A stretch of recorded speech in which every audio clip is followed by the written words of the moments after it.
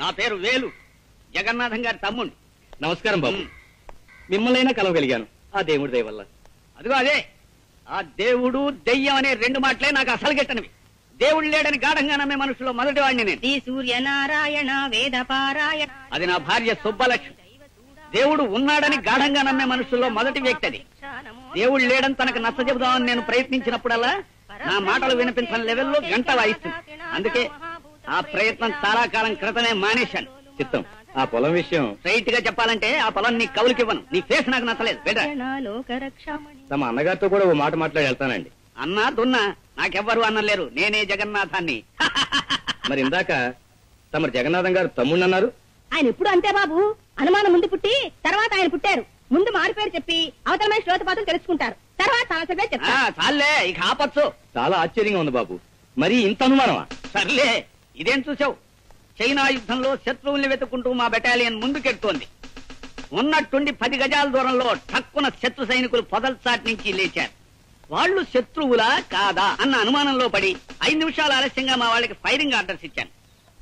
ఈలోగా శత్రువులు మా బెటాలియన్ మొత్తాన్ని పచ్చడి కింద చావగొట్టేశారు.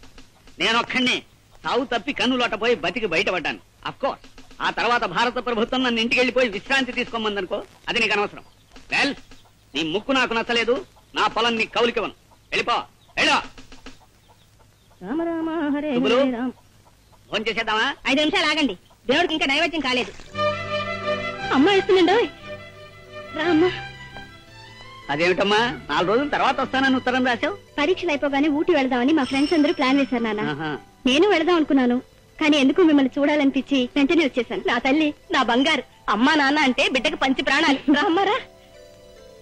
హిట్లర్ హిట్లర్ ఎరా, నా ఇంట్లో పొట్ట పైలేలా తిండి తిని పక్కింటికి కాపలాగాస్తావు రాస్కెల్. అమ్మాయిని చూసావు?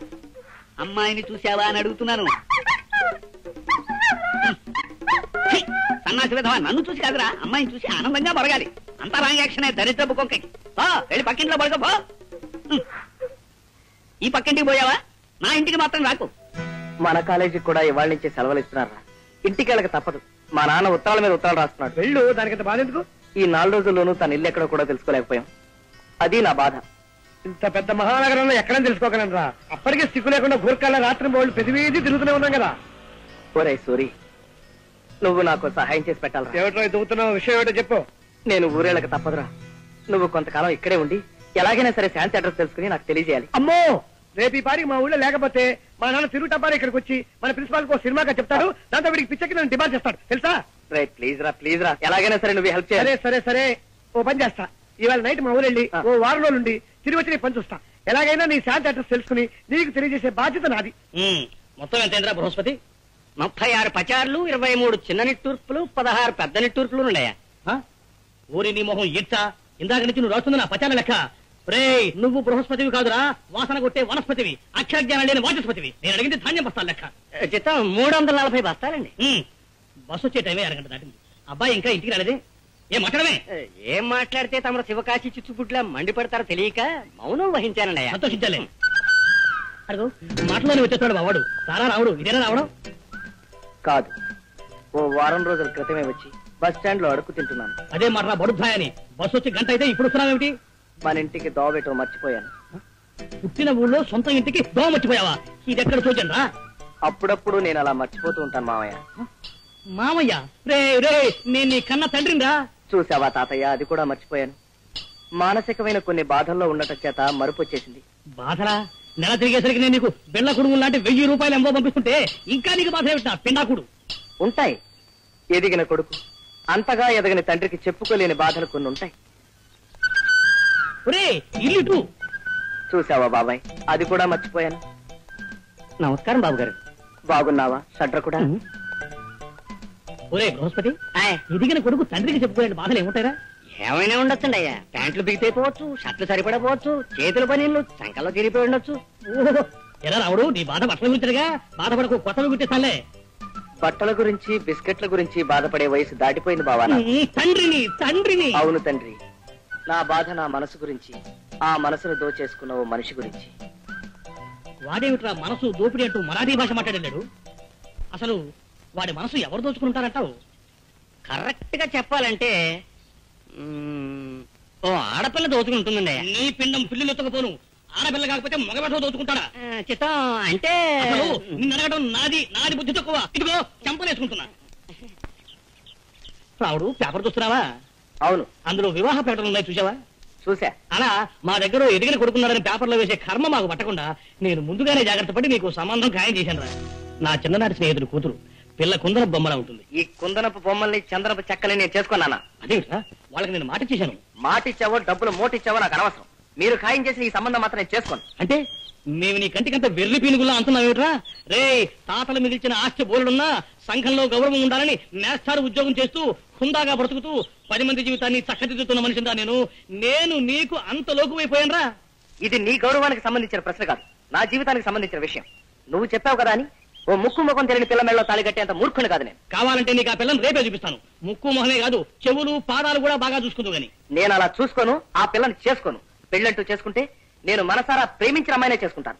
ఒరే బృహస్పతి, మా వెధవ ప్రేమలో పడ్డట. వాడిని ఎలా దారిలోకి తీసుకురావాలో కాస్త సలహా చెప్పు. వెంటనే అబ్బాయి గారికి ఆయన ప్రేమించిన అమ్మాయిని ఇచ్చి పెళ్లి చేసిండి. ఆ తిక్క కుదురుతుంది. చంపుతా కుంకాక్షి. అయినా నీ సలహా విని బాగుపడ్డవాడే. అంత మాట అనకండి అయ్యా. నిన్ననే మా ఆవిడ నా సలహా వింది, పాటించి బాగుపడింది. ఏమిటా సలహా?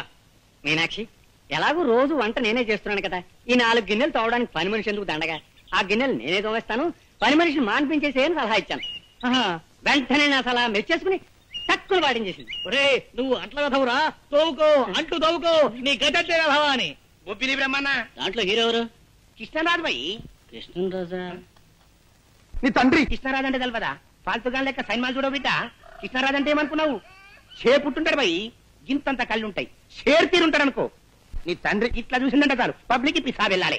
ఎంత ఇజ్జత్ ఉన్నాడంటే గా గాంల గాయ తినమంటే తినాలి, పండుకోమంటే పండుకోవాలి, లేకమంటే లేకవాలి. గంత ఇజ్జత్ ఉన్నాడు అన్నట్టు. ఎవడైనా ఫాల్తు గాడి పొరపాటు చేసిందనుకో గాని తానికి తీసుకుపోతాడు. ఆయన ఏం చేస్తాడు తెలుసా? గాంలో చౌరస్తుంటది కదా, గడకపోతాడు. గిట్లా బండ మీద గిట్లా కూకుంటాడు. కూకుని ఏం చేసింది అనుకున్నావు? ఒక గుంజా బాతిండు, అండ్ల కత్తి పొడిచింది.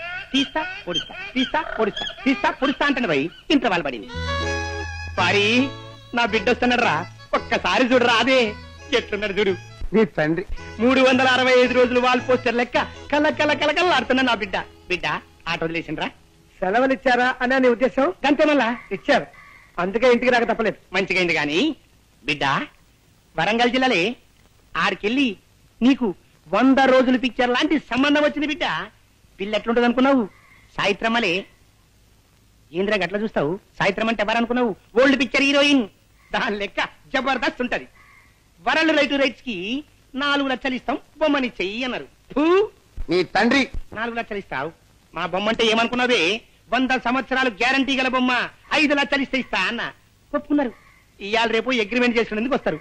ఒప్పుకోమంటావు? నువ్వు ఒప్పుకో మానుకో, నువ్వు తెచ్చిన పిల్లలు మాత్రం నేను ఫస్టే చేసుకోండి. అది సావిత్రి అమ్మలా ఉండని, లేకపోతే కాంచనమాల అమ్మలా ఉండని నాకు అనవసరం. మళ్ళీ ఈ విషయం మాట్లాడమంటే నేను పట్టం వెళ్ళిపోతాను అంతే. ఇదేంది భయ్యా డిస్కషన్ అవుతున్నాడేంది? గస్సల్లో జ్ఞానం లేని ప్రొడ్యూసర్ అంటే గీయడానికి రాదు. ఇస్సంటోడు సన్మా ఫీల్కి పనికిరాడు భయ్. అవు పనికిరాడు. నీ తండ్రి ఈ నెగిటివ్ రైట్స్ మీద నాకు 5 లక్షలు రావాలి గంతే. మద్రాస్. నమస్తే సుమన్ సారు. నమస్తే. నీతోని గౌతమిని హీరోయిన్ గా పెట్టి ఈ సత్యమూర్తి గారి డైరెక్షన్ లో సైన్ మదిస్తానంటే ఈ లైఫ్ ఇంకేం కావాలి? నా జన్మ ధన్యమైపోయింది అన్నట్టు. ఏమ్రామూర్తి, నీ లెక్క ఫాల్తు సైన్ మదిస్తాననుకున్నావు, సుమన్ గారిని పెట్టి సైన్ మదిస్తావే.